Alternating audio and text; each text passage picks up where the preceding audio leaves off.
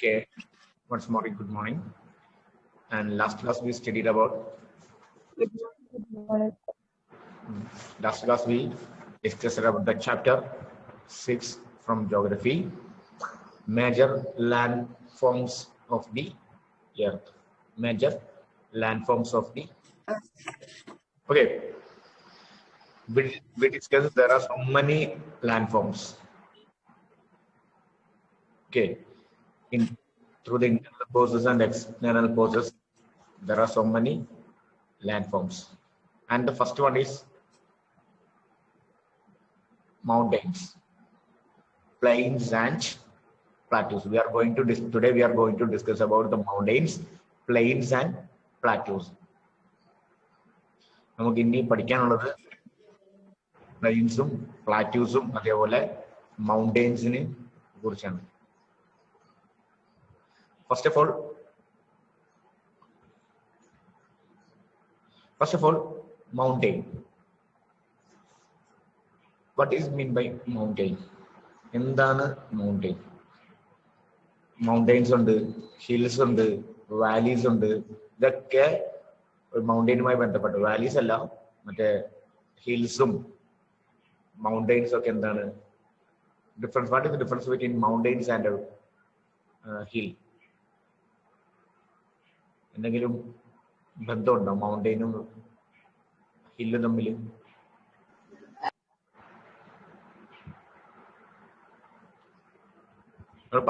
Last class ഞാൻ പറഞ്ഞിരുന്നു, above 600 meter the elevated area from the earth surface. Just പറയുകയാണെങ്കിൽ the elevated area from the earth surface, എർത്തിൽ നിന്നും, ഇത് earth ആണെങ്കിൽ എർത്തിൽ നിന്നും കുറച്ച് ഉയർന്നു നിൽക്കുന്ന ഭാഗങ്ങളെല്ലാം എന്താണ് മൗണ്ടെയിൻസും ഹിൽസേ നമുക്ക് കണക്കാക്കാൻ പറ്റും. ബട്ട് above 600 മീറ്ററിനെയാണ് നമ്മൾ എന്ത് പറയുന്നത്? മൗണ്ടെയിൻ എന്ന് പറയുന്നത്. ബിലോ 600 മീറ്ററിനെ നമ്മൾ ഹിൽ എന്ന് പറയും. ഹിൽ എന്ന് പറഞ്ഞാൽ കുന്ന്, മൗണ്ടെയിൻ എന്ന് പറഞ്ഞാൽ മല. ക്ലിയർ ആയില്ലേ?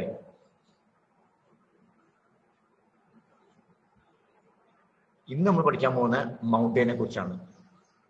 Actually what is mean by mountain? A mountain is a natural elevation of the earth's surface. A mountain is a natural elevation of the earth surface. Natural elevation ആണ്. Natural elevation means, the natural elevation എന്ന് പറഞ്ഞാൽ എന്താ? The natural elevation എന്ന് പറഞ്ഞാൽ it is naturally elevated to become a mountain. Naturally elevated. നമ്മൾ ആരും മണ്ണിട്ട് ഇങ്ങനെ ഉയർത്തിക്കൊണ്ടുവരുന്നതല്ല. ഭൂമി സ്വന്തമായിട്ട് എന്ത് ചെയ്യാണ്? ഉയർന്നു വന്നതാണ് ആക്ച്വലി എലിവേറ്റഡ് എന്ന് പറയുന്നത്. എലിവേഷൻ എന്ന് പറഞ്ഞാൽ ഉയർന്നു നിൽക്കുന്നത്. പറഞ്ഞു വന്നത് മൗണ്ടെയിനെ കുറിച്ചാണ്. Mountain is A natural elevation. എക്സാമിന് ചോദിക്കാം വാട്ട് ഈസ് മീൻ ബൈ, അല്ലെങ്കിൽ ഡിസ്ക്രൈബ് അബൌട്ട് മൗണ്ടെയിൻ, അല്ലെങ്കിൽ give A definition of mountain. Mountain എന്ന് പറഞ്ഞാൽ mountain is A natural elevation of the earth from surface. സർഫസിൽ നിന്ന് ഉയർന്നു നിൽക്കുന്ന ഭാഗത്തെയാണ് നമ്മൾ എന്ത് പറയുന്നത്? മൗണ്ടെയിൻ എന്ന് പറയുന്നത്. മൗണ്ടെയിന്റെ പ്രത്യേകത, മൗണ്ടെയിൻ എന്ന് പറഞ്ഞാൽ നമുക്ക് മനസ്സിലാക്കാൻ പറ്റും എന്താണ്? അതിന്റെ താഴ്ഭാഗം എന്ന് പറഞ്ഞാൽ അടിഭാഗം എങ്ങനെയായിരിക്കും? കൂർത്തിട്ടാണോ അതോ ബ്രോഡാണോ? It is very wide in the bottom. Very wide. Bottom എങ്ങനെയായിരിക്കും? ബോട്ടം എന്ന് പറഞ്ഞാൽ വൈഡ് ആയിരിക്കും. Wide. അല്ലെ? ബോട്ടം വൈഡ് ആയിരിക്കും. അതേപോലെ Usually the top is very thin. തിന്നാന്ന് പറയാം, അല്ലെങ്കിൽ സബ്മിറ്റ് എന്ന് പറയും. ഈ മൗണ്ടെയിൻസും ഒക്കെ എടുക്കുമ്പോൾ നമ്മൾ സബ്മിറ്റ് എന്ന് പറയും. ഇങ്ങനെ കൂർത്തിരിക്കുന്ന ഒരു ഭാഗവും താഴെ ഭാഗം എങ്ങനെയായിരിക്കും? ബോട്ടം അല്ലെങ്കിൽ ബേസ് ഏരിയ എന്ന് പറയുന്നത് വെരി ബ്രോഡുമായിരിക്കും. ഓക്കെ, ദെൻ നമ്മൾ പഠിക്കാനുള്ളത് ഗ്ലേഷ്യറിനെ കുറിച്ചാണ്. ഗ്ലേഷ്യർ വളരെ ഇമ്പോർട്ടന്റ് ആയിട്ട് അറിയേണ്ട ഒരു സാധനമാണ് ഗ്ലേഷ്യർ എന്ന് പറഞ്ഞാൽ. ഗ്ലേഷ്യർ എന്ന് പറഞ്ഞാൽ എന്താണ്? തണുത്തു ഉറഞ്ഞു നിൽക്കുന്ന പെർമനന്റ്ലി ഫ്രോസൺ റിവേഴ്സിനെയാണ് നമ്മൾ എന്ത് പറയുക? ഗ്ലേഷ്യർ എന്ന് പറയുന്നത്. Permanently frozen river. ഗ്ലേസിയർ അല്ലേ? ഗ്ലേഷ്യർ അല്ല, ഗ്ലേഷ്യർ എന്ന് പറയുന്നത്. സി അല്ല, ഗ്ലേഷ്യർ എന്ന് പറഞ്ഞാൽ permanently frozen rivers of ice is cold. നിങ്ങൾക്ക് കാണാൻ പറ്റും എവിടെ, ഈ കോൾഡ് സീസൺ ഒക്കെ വന്നാൽ, വിന്റർ സീസണിലൊക്കെ ആകുമ്പോൾ ഇവിടെ അല്ല, ഹിമാലയത്തിന്റെ ബ്രോഡ് ഏരിയയിൽ, ഹിമാലയത്തിന്റെ ബേസ് ഏരിയയിൽ താഴ്ഭാഗങ്ങളിലൊക്കെ എന്ത് ചെയ്യാൻ പറ്റും, അവിടുത്തെ റിവേഴ്സ് ഒക്കെ എന്ത് ചെയ്യാണ്, ഐസ് പോലെ നിൽക്കുന്നത് കാണാൻ പറ്റും. ഇപ്പൊ നിങ്ങൾ എടുത്ത് നോക്കിയാൽ മതി, ഇപ്പൊ നിങ്ങൾക്ക് കാണാൻ പറ്റും ഗ്ലേഷ്യറിനെ. അതിനാണ് റിവർ എന്ത് ചെയ്യാണ്, തണുത്ത് ഉറങ്ങി ഇങ്ങനെ നിൽക്കുന്ന ഒരു സിറ്റുവേഷൻ ആണ്. അതിനെയാണ് ഗ്ലേഷ്യർ എന്ന് പറയുന്നത്. ഓക്കെ, ദെൻ ഈ ഗ്ലേഷ്യർ പഠിക്കുമ്പോൾ തന്നെ നിങ്ങളുടെ മനസ്സിലേക്ക് വരേണ്ട വേറൊരു വേർഡും കൂടി ഉണ്ട്. എന്താണത്? ഐസ്ബർഗ് എന്ന് പറയും. എന്താ ഐസ്ബർഗ് എന്ന് പറഞ്ഞാൽ? ഐസ്ബർഗ് ഗ്ലേഷ്യർ പഠിക്കുമ്പോൾ തന്നെ നിങ്ങൾ മനസ്സിൽ വരേണ്ട ഒരു വാക്കാണ് ഐസ്ബർഗ്. രണ്ടും കുറച്ച് റിലേറ്റഡ് ആണ്. അത് ഡിഫറൻസ് നിങ്ങൾ അറിയണം. എന്താണ് ഐസ്ബർഗ്? നിങ്ങൾ ഐസ്ബർഗ് കണ്ടിട്ടുണ്ടോ, അല്ലെങ്കിൽ എവിടെയെങ്കിലും അത് അനുഭവിച്ചിട്ടുണ്ടോ, ഫീൽ ചെയ്തിട്ടുണ്ടോ? Iceberg is a large piece of ice on the Arctic or Antarctic ocean. നമുക്ക് പറയാം, റിഡ പറഞ്ഞതുപോലെ മേ ബി ട്രൂ ആയിരിക്കാം അല്ലെ. ഐസ്ബർഗ് എന്ന് പറഞ്ഞാൽ ഐസ് പീസ് ആണ്, അല്ലെങ്കിൽ ഐസിന്റെ എ പീസ് ഓഫ് ഐസ്. പക്ഷെ അതിനൊരു പ്രത്യേകത ഉണ്ട്. റിഡ പറഞ്ഞില്ല, അത് മാത്രം വിട്ടുപോയി. റണ്ണിങ് ഐസ് എന്നാണ്. Running big piece of ice running through the ocean. അത് അറ്റ്ലാന്റിക്കിന്നോ ആർട്ടിക്കിന്നോ ഇല്ല, ഏത് ഓഷ്യനിലും വേണമെങ്കിൽ വരാം. പക്ഷെ ശ്രദ്ധിക്കാം, ഒരു കാര്യം ശ്രദ്ധിക്കാം, ഐസ്ബർഗ് കൊണ്ട് ഉണ്ടായ എന്തെങ്കിലും ഡേഞ്ചർ നിങ്ങൾക്ക് അറിയാം? ഐസ്ബർഗ് കൊണ്ടുണ്ടായ എന്തെങ്കിലും ഒരു ഡേഞ്ചർ, നാശനഷ്ടം? ഇനി എക്സാമ്പിൾ, ഒറ്റ എക്സാമ്പിൾ പറഞ്ഞോ.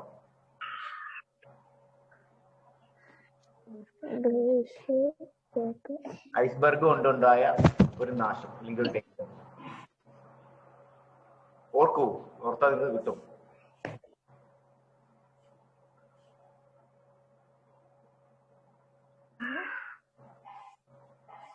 ഓക്കെ, ഞാൻ പറഞ്ഞുതരാം എങ്ങനെയാണ് how Titanic, the biggest ship Titanic vanished from the earth.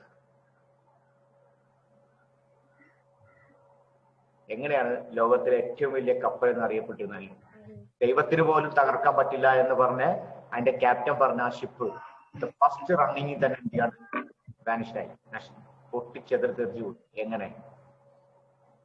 എന്തായാലും കാരണം ഈ പറയുന്ന ഐസ്ബർഗ് തന്നെയാണ്. ഓക്കെ, നിങ്ങൾക്കറിയാം ഐസ്ബർഗ് നമുക്ക് കാണാൻ പറ്റില്ല. അതെങ്ങനെയാണ്? പക്ഷെ ചിലപ്പോൾ എന്തായിരിക്കും, വെള്ളത്തിന്റെ അടിയിലൂടെ ഇങ്ങനെ മൂവ് ചെയ്തുകൊണ്ടിരിക്കും. ഇത് വെള്ളത്തിന്റെ അടിയിലൂടെ ഇങ്ങനെ പതുക്കെ ഇങ്ങനെ മൂവ് ചെയ്യും. പക്ഷെ എന്താണ് അതിന്റെ വലിപ്പം എന്ന് പറഞ്ഞാൽ കിലോമീറ്ററോളം ഉണ്ടാവും അതിന്റെ വലിപ്പം എന്ന് പറഞ്ഞാൽ. ചെറിയ ഐസ് കഷ്ണം, നമ്മൾ ഈ ഗ്ലാസ്സിനൊക്കെ ഇട്ട് വെള്ളം കലക്കി കുടിക്കുന്ന ഐസ് കഷ്ണം അല്ല, അതിനകത്ത് മീറ്ററോളം വലിപ്പം ഉണ്ടാവും ഐസ്ബർഗ് എന്ന് പറഞ്ഞാൽ. ഈ ഒരു ഐസ്ബർഗിന്റെ ചെറിയൊരു എഡ്ജാണ്, കപ്പലിന്റെ എഡ്ജ് തട്ടിയിട്ടാണ് ടൈറ്റാനിക് എന്ന് പറയുന്ന കപ്പല് രണ്ട് കഷ്ണമായി പോയത്. ഇപ്പൊ ഗ്ലേഷ്യറും ഐസ്ബർഗ് നിങ്ങൾ മറന്നു പോകരുത്. ഗ്ലേഷ്യർ എന്ന് പറഞ്ഞാൽ frozen rivers of ice is cold glacier. Running ice എന്ന് പറയാം. Running ice is cold iceberg. Okay, then ഈ മൗണ്ടൈന്റെ കഴിഞ്ഞ നെക്സ്റ്റ് പറയാൻ പോകുന്നത്, there are some mountains you can't see as they are under the sea. ചില മൗണ്ടൈൻസ് നമുക്ക് എന്ത് ചെയ്യാൻ പറ്റില്ല, കടലിന്റെ ഉള്ളിലാണ്. so we can't see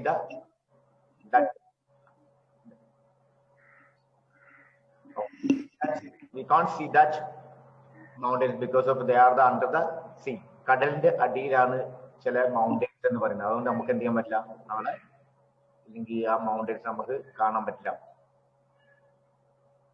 തണുപ്പ് കാരണം കൊണ്ടും ഇല്ലെങ്കിൽ എന്താണ് സ്റ്റീപ്പും ലെസ്സും ഏരിയ ആയതുകൊണ്ട് ആൾക്കാർ അവിടെ താമസവും കുറവാണ്. ഇനി നമുക്ക് പഠിക്കാനുള്ളത് റേഞ്ച് ആണ്. Range mountains may be arranged in a line as range. Sir, Dilna, please mute.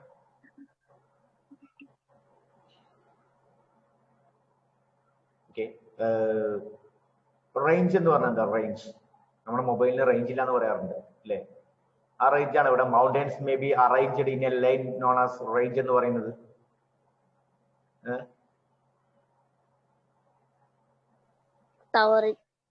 ടവറോ? അയ്യോ, ആ കുറെ ടവറൊക്കെ ആവശ്യമുണ്ട് നമുക്ക്. കാരണം സൂം ക്ലാസ് തുടങ്ങിയാൽ റേഞ്ച് ഇല്ല എന്ന് പറയും അല്ലേ? ഇപ്പത്തിന് വീട്ടിൽ ടവർ വേണമെങ്കിൽ. ഈ റേഞ്ച് എന്ന് പറഞ്ഞാൽ മൗണ്ടെയിൻസ് നിൽക്കുന്ന ഒരു എക്സാമ്പിൾ പറയുകയാണെങ്കിൽ നമുക്ക് എവറസ്റ്റ് തന്നെ എടുക്കാം. ഹിമാലയ എന്ന് പറയുന്ന ആ ഒരു ലോകത്തിലെ ഏറ്റവും വലിയ മൗണ്ടെയിൻ ആയ ഹിമാലയ എന്ന് പറഞ്ഞാൽ ഒറ്റ ഒരു മൗണ്ടെയിൻ ആണോ? ഒരു മൗണ്ടെയിൻ ആണോ ഹിമാലയ? നോ. ഒരു ഹിമാലയൻ റേഞ്ചസ് എന്നാ പറയാ. കാരണം ഒരു മലയല്ല അത്. ഒരു ഹിമാലയ എന്ന് പറയുന്നത് ഒരു എന്താ പറയാ, ഒരു മണ്ണ് ഇങ്ങനെ പൊങ്ങി പോയി ഉണ്ടായിരിക്കുന്നതല്ല. ഒന്ന് ഇവിടെ ഉണ്ടാവും, ഒന്ന് ഇപ്പുറത്തുണ്ടാവും, മൊത്തപ്പുറത്ത് ഇങ്ങനെ പൊങ്ങി വന്ന് കയറി നമുക്കൊരു അതിഥിയുണ്ട്, നമുക്കൊന്ന് കയറ്റാം. ഓക്കെ, അപ്പൊ നമ്മൾ മൗണ്ടെയിൻസ് ആണ് പറഞ്ഞുകൊണ്ടിരിക്കുന്നത്. മൗണ്ടെയിൻസ് ആണ് റേഞ്ചസ്. മൗണ്ടൻ റേഞ്ചസ് എന്ന് പറഞ്ഞാൽ കുറെ മലകൾ ഇങ്ങനെ കൂടി നിൽക്കുന്നതിനെയാണ് മൗണ്ടെയിൻ റേഞ്ചസ്. ഒരു മൗണ്ടെയിൻ ആണെങ്കിൽ നമ്മൾ ജസ്റ്റ് മൗണ്ടെയിൻ എന്ന് പറയും, ഹില്ലാണെങ്കിൽ ഹിൽ എന്ന് പറയും. പക്ഷെ ഒരു മല കഴിഞ്ഞ് നെക്സ്റ്റ് മല, അത് കഴിഞ്ഞ് അടുത്ത മല അങ്ങനെ നമ്മൾ മേ ബി മൗണ്ടെയിൻ റേഞ്ചസ് എന്നാണ് കൂടുതൽ പറയുക. ഒറ്റ മലയായിട്ട് ഇങ്ങനെ പൊങ്ങി നിൽക്കൊന്നുമില്ല. മിക്കതും എങ്ങനെയാവും? റേഞ്ചസ് ആയിരിക്കും. അപ്പൊ ഇങ്ങനെ ഒരുപാട് മലകൾ ഇങ്ങനെ ഒരു ലൈനിൽ ഇങ്ങനെ നിൽക്കുന്നതിന് നമ്മൾ എന്താ പറയാ? മൗണ്ടെയിൻ റേഞ്ചസ് എന്ന് പറയും. അതിന് ഏറ്റവും നല്ല എക്സാമ്പിൾ ആണ് ഹിമാലയ. ഏഷ്യയിലെ ലോകത്തെ ഏറ്റവും വലിയ മൗണ്ടെയിനായ ഹിമാലയ. അതേപോലെ യൂറോപ്പിലെ ആൽപ്സ്, യുറാൽ മൗണ്ടെയിൻ, യൂറോപ്പ്. അതേപോലെ ആൽപ്സ് റഷ്യയിലാണ് ആൽപ്സ് എന്ന് പറയുന്ന മൗണ്ടെയിൻ. ദെൻ ആൻഡസ് എന്ന് പറയുന്ന സൗത്ത് അമേരിക്കയിലെ മൗണ്ടെയിൻ. ഇതൊക്കെ എന്താണ്? മൗണ്ടെയിൻ റേഞ്ചസ് ആണ്. ഓക്കെ, ഇപ്പൊ മൗണ്ടെയിൻ എന്ന് പറയുന്നതിനെ കുറിച്ച് നിങ്ങൾക്ക് ഒരു ബേസ് ഐഡിയ കിട്ടിക്കാണും. ഇപ്പം എന്താണ് മൗണ്ടെയിൻ റേഞ്ചസ്, എന്താണ് ഈ മൗണ്ടെയിൻസ്, എവിടെയൊക്കെ സ്ഥിതി ചെയ്യുന്നു, അണ്ടർ ദ സീ ഉണ്ട്, എന്താണ് ഗ്ലേഷ്യർ, എന്തുകൊണ്ടാണ് മൗണ്ടെയിന്റെ താഴെ ആൾക്കാർ താമസിക്കാത്തത്? ബിക്കോസ് ഓഫ് ദ എന്തുകൊണ്ട് അവിടെ ജീവിക്കാത്ത ആൾക്കാർ? മൗണ്ടെയിന്റെ താഴെ ആൾക്കാരുടെ ജീവിതം കുറവാണ്. ഉണ്ട്, കുറച്ച് ആൾക്കാർ മാത്രം. അവിടുത്തെ എന്താണ് കാരണം? സ്ലോപ്സ് ആൻഡ് സ്റ്റീപ്സ് ആണ്. സ്ലോപ്പാണ്, മൗണ്ടെയിൻ സ്ലോപ്പാണ്. സ്ലോപ്പിൽ പോയി താമസിക്കാൻ നമുക്ക് പറ്റില്ല.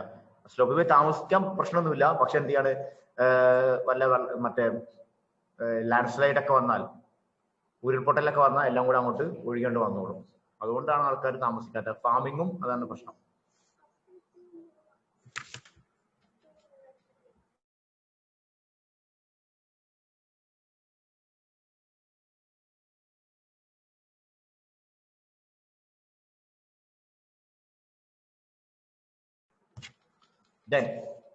അപ്പൊ ഇതാണ് മൗണ്ടെയിൻസ് എന്ന് പറയുന്നത്. അപ്പൊ ഒരു ബേസ് ഐഡിയ കിട്ടില്ല, മൗണ്ടെയിൻസിനെ കുറിച്ചുള്ള ബേസ് ഐഡിയ കിട്ടിയില്ലേ? ഓക്കെ, ഇനി നമ്മൾ പഠിക്കാൻ പോകുന്നത് there are three types of mountains. ഒന്ന് first one fold mountain, then block mountain, മൂന്നാമത്തെ the volcanic mountain. First one fold mountain, second one block mountain, and third one the volcanic mountain. Fold mountain എന്ന് പറഞ്ഞാൽ അതിന്റെ meaning എന്ന് പറഞ്ഞാൽ just മടക്ക് പർവ്വതം എന്നാണ് അർത്ഥം. ഫോൾഡ് ചെയ്ത് കൊണ്ടുപോകുക, ഫോൾഡ് ചെയ്യുക എന്ന് പറഞ്ഞാൽ മടക്ക് പർവ്വതം.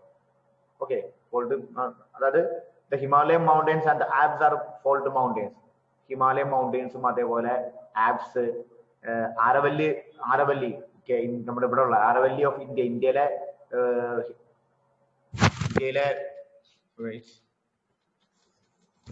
മൗണ്ടെയിൻ ആയ Aravalli is also A fold mountain. അപ്പം there are three types of mountain.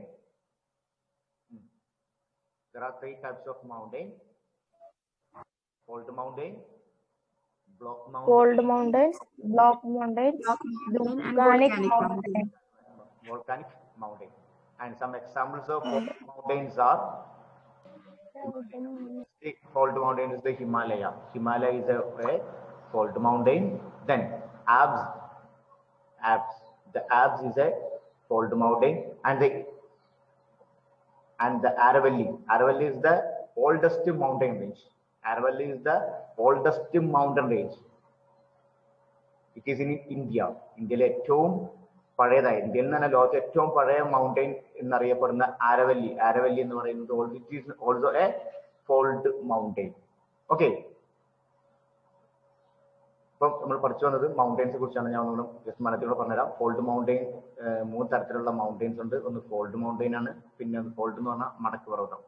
Block mountain, block എന്ന് അടക്കി വെച്ചിരിക്കുന്ന കോലുകളാണ് ബ്ലോക്ക് മൗണ്ടൈൻ എന്ന് പറയുന്നത്. പിന്നെ വോൾക്കാനിക് മൗണ്ടൈൻ. വോൾക്കാനിക് മൗണ്ടൈൻ എന്ന് പറഞ്ഞാൽ അഗ്നിപർവ്വതം എന്നാണ് പറയുന്നത്. നമ്മൾ ഫസ്റ്റ് പഠിച്ചത് ഫോൾഡ് മൗണ്ടൈനെ കുറിച്ചാണ്. ഫോൾഡ് മൗണ്ടൈൻ എന്ന് പറഞ്ഞാൽ മടങ്ങിയിരിക്കുന്ന ഫോൾഡ് മൗണ്ടൈൻ. ഏറ്റവും കൂടുതൽ കാണുന്നത്, അല്ലെങ്കിൽ almost mountains are fold mountains. എല്ലാം മടക്ക് പർവ്വതങ്ങൾ തന്നെയാണ് മിക്കതും. ഓക്കെ, ഈ ബ്ലോക്ക് മൗണ്ടൈൻ രൂപപ്പെടുന്നത് എങ്ങനെയാ വെച്ചാൽ, ബ്ലോക്ക് മൗണ്ടൈൻ എന്ന് പറഞ്ഞാൽ ഒരു മല അല്ലെങ്കിൽ ഏതെങ്കിലും ഒരു മൗണ്ടൈൻ പൊട്ടിത്തെറിച്ച്, അല്ലെങ്കിൽ നമ്മൾ നേരത്തെ റോക്സ് പഠിച്ചതുപോലെ ഇവിടെ എങ്ങനെയാണ്, ഏതെങ്കിലും മൗണ്ടൈൻ ലാൻഡ് സ്ലൈഡോ എന്തെങ്കിലുമൊക്കെ സംഭവിച്ച് ഡിസ്ട്രോയ് ആയി കഴിഞ്ഞാൽ അതിന്റെ കുറെ അവശിഷ്ടങ്ങൾ എന്ത് ചെയ്യും, വന്ന് നിലത്ത് വീഴും. അവിടെ നിന്ന് ഉയർന്നു വരുന്ന മൗണ്ടൈൻസിനാണ് ബ്ലോക്ക് മൗണ്ടൈൻ എന്ന് പറയുന്നത്.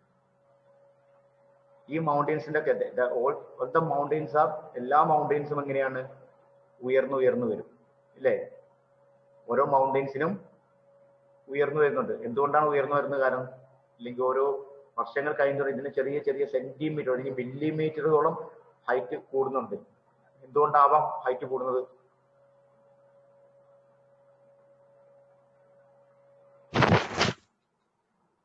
ഓക്കെ, നമ്മൾ പഠിച്ചിരുന്നാണ് പ്ലേറ്റ് ടെക്ടോണിക് എന്ന് പറയുന്നത്. നമ്മൾ ലാസ്റ്റ് ക്ലാസ്സിൽ പറഞ്ഞു പല സിദ്ധാന്തം. അതിനെന്ത് ചെയ്യാണ്, അതിന് ചെറിയ ഇങ്ങനെ നിൽക്കുന്ന അതിന് മുകളിൽ ചെറിയൊരു കയറ്റം കയറിയാൽ ഈ ഒരു ഭാഗം എന്ത് ചെയ്യും, കുറച്ച് ഉയർന്നു വരും.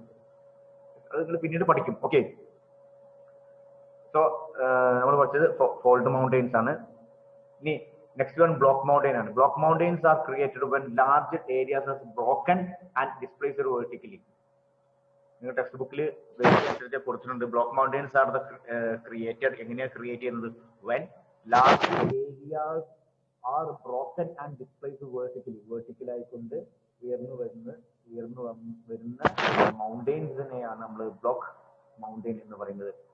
ഇനി ഈ ഉയർന്നു വരുന്ന ഭാഗത്തെ നമ്മൾ ഹോസ്റ്റ് എന്ന് പറയും. അപ്ലിഫ്റ്റഡ് ബ്ലോക്സ് അല്ലെങ്കിൽ ബ്ലോക്ക്, ഏറ്റവും മുകളിൽ വരുന്ന ബ്ലോക്കിനെ നമ്മൾ എന്ത് പറയും? ബ്ലോക്കിനെ നമ്മൾ ഹോസ്റ്റ് എന്ന് പറയും. താഴത്തിനെ ക്രാബൻ എന്നും പറയും. ബേസ് ഏരിയനെ ക്രാബൻ എന്ന് പറയും. ഓക്കെ, എക്സാമ്പിൾ ആണ് റൈൻ വാലി ആൻഡ് ദ വോൾഗേഴ്സ് mountain in Europe are examples of fold mountain. Okay, main ആയിട്ട് നിങ്ങൾ block mountain, fold mountain main ആയിട്ട് നിങ്ങൾ പഠിക്കുക. ഓക്കെ, വോൾക്കാനിക് മൗണ്ടൈൻ നമ്മൾ ഒരുപാട് കേട്ടതാണ്, ഒരുപാട് പഠിച്ചതാണ്. എങ്ങനെയാണ് വോൾക്കാനിക് മൗണ്ടൈൻ ഉണ്ടാകുന്നത്? വോൾക്കാനിക് മൗണ്ടൈൻ ഉണ്ടാകുന്ന പറഞ്ഞാൽ volcanic mountains are formed due to the volcanic activity. Volcanic activity, അഗ്നിപർവ്വതം പൊട്ടിത്തെറിച്ച് ഉണ്ടാകുന്ന മൗണ്ടൈൻസിനെയാണ് നമ്മൾ എന്ത് പറയുന്നത്? വോൾക്കാനിക് മൗണ്ടൈൻ എന്ന് പറയുന്നത്. നിങ്ങൾ രണ്ട് വേർഡ് ഇവിടെ വെച്ച് ഇപ്പം തന്നെ പഠിച്ചിരിക്കണം. ഒന്ന് മാഗ്മയാണ്, ഒന്ന് ലാവയാണ്. കേട്ടിട്ടുണ്ടോ? Magma and lava. What is the difference between magma and lava? ഇനി ഓക്കെ, മാഗ്മ ലാവ ആർക്കെങ്കിലും അറിയെങ്കിൽ പറയാം. You can say what is the difference between magma and lava? Lava, അറിയാം. Lava, but I don't know what is magma. Okay, lava നിങ്ങൾ അറിയാം. Okay, എല്ലാവർക്കും lava എന്ന് പറഞ്ഞാൽ എന്താണ്? അഗ്നിപർവ്വതം ഇല്ലെങ്കിൽ അത് പൊട്ടി തെറിച്ച്. അക്ഷയ എന്ത് പറയുന്നുണ്ട്? അക്ഷയ നിങ്ങൾ ക്ലാസ്സിലാണോ പറയുന്നത്? ഓക്കെ, അപ്പം ലാവ ആൻഡ് മാഗ്മ. ലാവ എന്ന് പറഞ്ഞാൽ അഗ്നിപർവ്വതം സംഭവിച്ചു, അഗ്നിപർവ്വതം പൊട്ടിത്തെറിച്ച് അവിടെ നിന്ന് ആ മുകളിൽ നിന്ന് അഗ്നിപർവ്വതത്തിന് ഏറ്റവും മുകളിൽ നിന്ന് താഴത്തേക്ക് ഇങ്ങനെ ഒലിച്ചു വരുന്ന ആ ഒരു ഫ്ലോ, ടാറ് രൂപത്തിലുള്ള കട്ടി കൂടിയ ആ ഒരു ഭാഗത്തിനെയാണ്, അല്ലെങ്കിൽ ആ ഒരു വാട്ടർ എന്ന് പറയാൻ പറ്റില്ല, ടാർ രൂപം. ആ ടാർ രൂപത്തിനെയാണ് നമ്മൾ എന്ത് പറയുന്നത്? ലാവ എന്ന് പറയുന്നത്. ഇനി രണ്ടാമത്തെ മാഗ്മയാണ്. മാഗ്മ എന്ന് പറഞ്ഞാൽ ഈ അഗ്നിപർവ്വതത്തിന്റെ ഉള്ളിൽ ഇത് മുകളിലേക്ക് ഇങ്ങനെ വരികയാണ് അല്ലെ. അഗ്നിപർവ്വതം പറഞ്ഞാൽ നല്ല ഉയർന്ന് ഇങ്ങനെ നിൽക്കും അല്ലെ. ഇതിന്റെ അടിയിൽ കൂടെ എന്ത് ചെയ്യുന്നുണ്ട്? ക്രസ്റ്റ് പോകുന്നുണ്ട്, മാന്റിൽ പോകുന്നുണ്ട്, കോറ് പോകുന്നുണ്ട്. ഭൂമിയുടെ അടിയിൽ 3 ലെയറാണ് ഉള്ളത്. Core, crest, mantle 3. ഈ കോറിന്റെ ഉള്ളിൽ കൂടെ അല്ലെങ്കിൽ ഭൂമിയുടെ ഉള്ളിൽ ടാറ് രൂപത്തിലുള്ള ഒരു പദാർത്ഥം, ഒരു എലമെന്റ് ഒഴുകിക്കൊണ്ടിരിക്കുന്നുണ്ട്. അതിനാണ് മാഗ്മ എന്ന് പറയുന്നത്. ഈ മാഗ്മ എന്ത് ചെയ്യാണ്? നമ്മൾ പറയുന്നത് പ്ലേറ്റ് ടെക്ടോണിക്, നേരത്തെ നമ്മൾ പഠിച്ച പ്ലേറ്റ് ടെക്ടോണിക്, അതായത് ഇതിന് എന്തെങ്കിലും ബ്രോക്കൺ വരുമ്പോൾ, എർത്ത് അല്ലെങ്കിൽ എന്തെങ്കിലും ഒരു ഇങ്ങനെ നിൽക്കുന്ന ആ പ്ലേറ്റ് ടെക്ടോണിക്കിന് ചെറിയൊരു ഗ്യാപ്പ് വന്നാൽ ഈ ഗ്യാപ്പിന്റെ ഉള്ളിൽ കൂടെ എന്ത് ചെയ്യും? ഈ മാഗ്മ ഇങ്ങനെ ഉയർന്നു വരും. ഉയർന്നു വരുന്ന അഗ്നിപർവ്വത ലിപ്പിത് നമ്മുടെ ഏതെങ്കിലും ഒരു അഗ്നിപർവ്വതമാണെങ്കിൽ വോൾക്കാനിക് മൗണ്ടൻ ആണെങ്കിൽ ഇതിന്റെ ഉള്ളിലേക്ക് കൂടെ കയറി വന്ന് ഇവിടെ എത്തി ഇത് ഇങ്ങനെ ഒലിച്ചിറങ്ങും. ഇവിടെ മുകളിൽ നിന്ന് ഇങ്ങനെ ഒലിച്ചിറങ്ങുമ്പോൾ ഇതിനെ പറയുന്ന പേര് ലാവാന്നും. ഇതിന്റെ ഉള്ളിൽ നിൽക്കുന്ന ഈ ഒരു ഭാഗത്ത് അല്ലെങ്കിൽ ഇതിന്റെ ഉള്ളിൽ കൂടെ എപ്പോഴും തന്നെ സഞ്ചരിച്ചുകൊണ്ടിരിക്കുന്ന ടാർ രൂപത്തിലുള്ള ആ ഒരു എലമെന്റിനെയാണ് നമ്മൾ എന്താ പറയുന്നത്? മാഗ്മ എന്ന് പറയുന്നത്. ഈ മാഗ്മയാണ് മുകളിലേക്ക് കയറി വരുന്നത്. ചെറിയൊരു ഗ്യാപ്പ് കിട്ടിയാൽ മതി ഉയരും. തറ മാത്രം ഹീറ്റാണ്. ഈ മുകളിലേക്ക് കയറി വരുന്ന ഈ ഒരു പദാർത്ഥത്തെ മാഗ്മ എന്നും, മുകളിലെത്തിക്കഴിഞ്ഞ് താഴത്തേക്ക് ഇറങ്ങി വരുമ്പോൾ ഇതിനെ ലാവ എന്നും പറയുന്നു. ക്ലിയർ ആയോ? ലാവയും മാഗ്മയും തമ്മിലുള്ള ഡിഫറൻസ് എന്താണെന്നുള്ളത് മറന്നുപോയത്. മാഗ്മയും ലാവയും തമ്മിൽ ഇപ്പം പറഞ്ഞു വന്നത് വോൾക്കാനിക് ആക്ടിവിറ്റി കാരണം ഉണ്ടാകുന്ന അല്ലെങ്കിൽ ഏതെങ്കിലും ഒരു വോൾക്കാനിക് മൗണ്ടെയിൻ ഇറപ്റ്റ് ആയിക്കൊണ്ട്, ഇറപ്റ്റ് എന്ന് പറയുന്ന വാക്ക്, ഇറപ്റ്റ് ആയിക്കൊണ്ട് ഉണ്ടാകുന്ന ആ ഒരു മൗണ്ടെയിനാണ് നമ്മൾ വോൾക്കാനിക് മൗണ്ടെയിൻ എന്ന് പറയുന്നത്. there are so many volcanic mountains. നമ്മുടെ ഇന്ത്യയിൽ വോൾക്കാനിക് മൗണ്ടെയിൻ ഉണ്ടോ?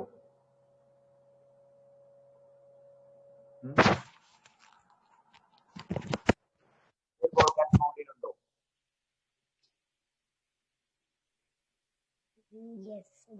പേര് പറയാമോ?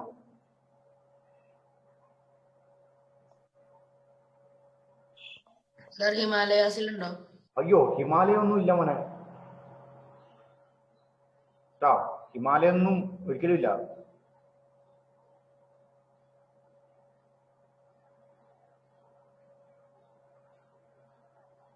അറിയണം, നമ്മൾ ഏറ്റവും കൂടുതൽ അറിയപ്പെടുന്ന ഒരു വാക്കല്ലേ വോൾക്കാനിക് എന്ന് പറയുന്നത്. അപ്പോൾ ഇന്ത്യയിൽ ഉണ്ടോ എന്ന് നമ്മൾ അറിഞ്ഞിരിക്കേണ്ടത്. ഇന്ത്യയിലുണ്ട് കേട്ടോ. ഇന്ത്യയിലെ ആൻഡമാൻ നിക്കോബാർ ഐലൻഡിലെ ബാരൻ ഐലൻഡ് എന്ന് പറയുന്നതാണ് നമ്മുടെ ഇന്ത്യയിലെ അഗ്നിപർവ്വതം എന്ന് പറയുന്നത്. ബാരൻ ഐലൻഡ് എവിടെയാണത്? ആൻഡമാൻ നിക്കോബാറിലെ ബാരൻ ഐലൻഡിലാണ് ഈ പറഞ്ഞ അഗ്നിപർവ്വതം ഉള്ളത്. ഓക്കെ, കേരളത്തിലോ അല്ലെങ്കിൽ ഇന്ത്യയിൽ, കേരളം മുതൽ അങ്ങ് ജമ്മു കാശ്മീർ വരെയില്ല. ക്ലിയർ ആയോ? അപ്പൊ ബാരൻ ഐലൻഡ് ആണ് ഇന്ത്യയിലെ ആകെപ്പെടുന്ന ആക്റ്റീവ് വോൾക്കാനിക് മൗണ്ടെയിൻ എന്ന് പറയുന്നത് ഈ പറയുന്ന ബാരൻ ഐലൻഡ് ആണ്. ഏറ്റവും കൂടുതലുള്ളത് എവിടെയാണ്? ഒരുപാട് രാജ്യങ്ങളുണ്ട്. ഏറ്റവും ഇമ്പോർട്ടന്റ് ആയിട്ടുള്ള അഗ്നിപർവ്വതം എന്ന് പറയുന്നത് ഏത്? ജപ്പാനിലെ ഫ്യൂജിയാമാണ്. മൗണ്ട് ഫ്യൂജിയാമ എന്ന് പറയും. മൗണ്ട് ഫ്യൂജിയാമയാണ്. അതുപോലെ കിളിമഞ്ചാരോ നിങ്ങൾ കേട്ടിട്ടുണ്ടോ? കിളിമഞ്ചാരോ ആഫ്രിക്കയിലെ കിളിമഞ്ചാരോയും അതേപോലെ ജപ്പാനിലെ ഫ്യൂജിയാമയുമാണ് ലോകത്തെ ഏറ്റവും ബെസ്റ്റ് ആയിട്ടുള്ള അഗ്നിപർവ്വതം. കാരണം എന്താണ്? എപ്പോഴും ഇത് റഫ് ചെയ്തുകൊണ്ടിരിക്കും. അതുകൊണ്ട് തന്നെ കേട്ടോ. കിളിമഞ്ചാരോ കേട്ടില്ല നിങ്ങൾ? യന്ത്രൻ എന്ന് പറയുന്ന ഫിലിമില് കിളിമഞ്ചാരോ എന്ന് പറഞ്ഞിട്ട് പാട്ടൊന്നും കേട്ടില്ല?